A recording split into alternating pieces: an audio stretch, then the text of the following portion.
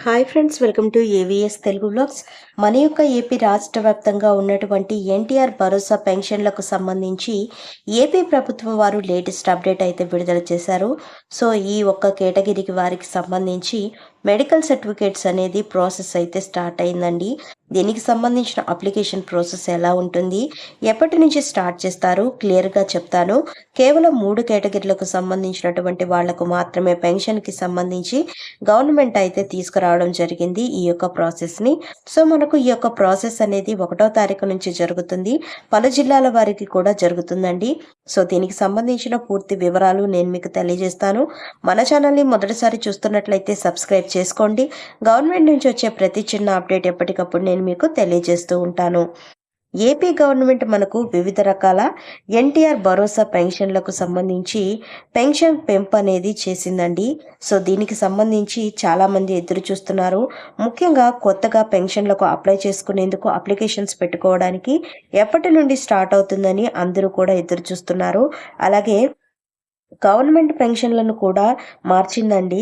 ఏంటి అంటే వారి యొక్క వయోపరిమితి వయసు 60 సంవత్సరాలు ఉన్న వయసును తగ్గించి 50 సంవత్సరాల వయోపరిమితిని తీసుకురావడం జరిగింది ఏపీ కూటమి ప్రభుత్వం. సో మనకు ఒక అప్డేట్ అయితే కూడా వచ్చిందండి.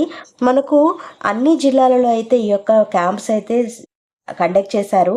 అయితే మనకు ఒక్క జిల్లాకు సంబంధించిన అప్డేట్ అయితే రావడం జరిగింది. కర్నూలు జిల్లాకు సంబంధించి ఎన్టీఆర్ భరోసా పెన్షన్ స్కీమ్ కోసం గవర్నమెంట్ వారు మెడికల్ బోర్డులు అనేవి ఏర్పాటు చేస్తుందండి.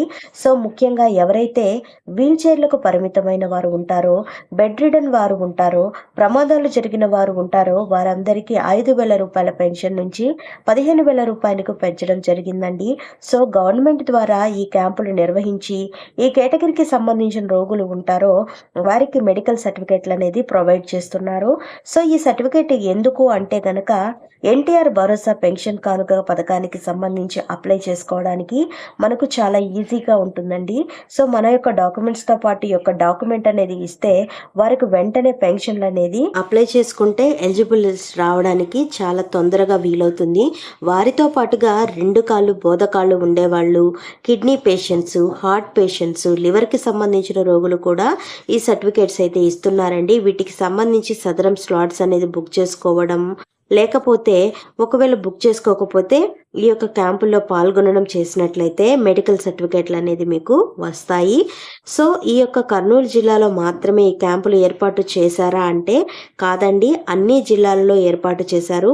మీతో పాటు మీ యొక్క హాస్పిటల్కి సంబంధించిన రిపోర్ట్స్, అలాగే ఆధార్ కార్డు, రేషన్ కార్డు తీసుకొని వెళ్ళండి. అప్పుడు మీకు సదరం సర్టిఫికేట్ అనేది ఇవ్వడం జరుగుతుంది. అలాగే మనం చూసుకున్నట్లయితే 50 సంవత్సరాల వారికి పెన్షన్కి సంబంధించి ఎలిజిబుల్ లిస్ట్ అంటే ఎవరికి ఎప్పుడు అప్లై చేసుకోవచ్చు అంటే గనక ఎస్సీ, ఎస్టీ, బీసీ, మైనారిటీలకు సంబంధించి మన యొక్క ప్రభుత్వం వారు 50 సంవత్సరాలు ఉన్నటువంటి వారికి పెన్షన్ అనేది ఇవ్వడం జరుగుతుంది. సో దీనికి సంబంధించి ఇంకా మనకు వెబ్సైట్స్ అయితే ఓపెన్ కాలేదండి. మనకు పెన్షన్ అప్లికేషన్ ఏ విధంగా ఉంటుందో అది మాత్రమే మనకు విడుదల చేశారు. సో దీనికి సంబంధించి త్వరలోనే మనకు అప్లికేషన్ ప్రాసెస్ అనేది స్టార్ట్ చేస్తారు.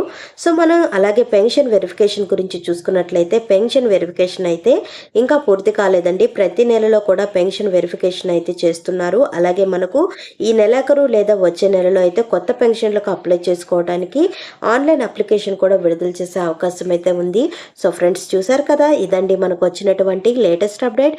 మరిన్ని వివరాల కోసం, మరిన్ని అప్డేట్స్ కోసం మన ఏవిఎస్ తెలుగు వ్లాగ్స్ ఛానల్ని సబ్స్క్రైబ్ చేసుకోండి, లైక్ చేయడం మర్చిపోకండి. Thank you for watching friends. Thank you.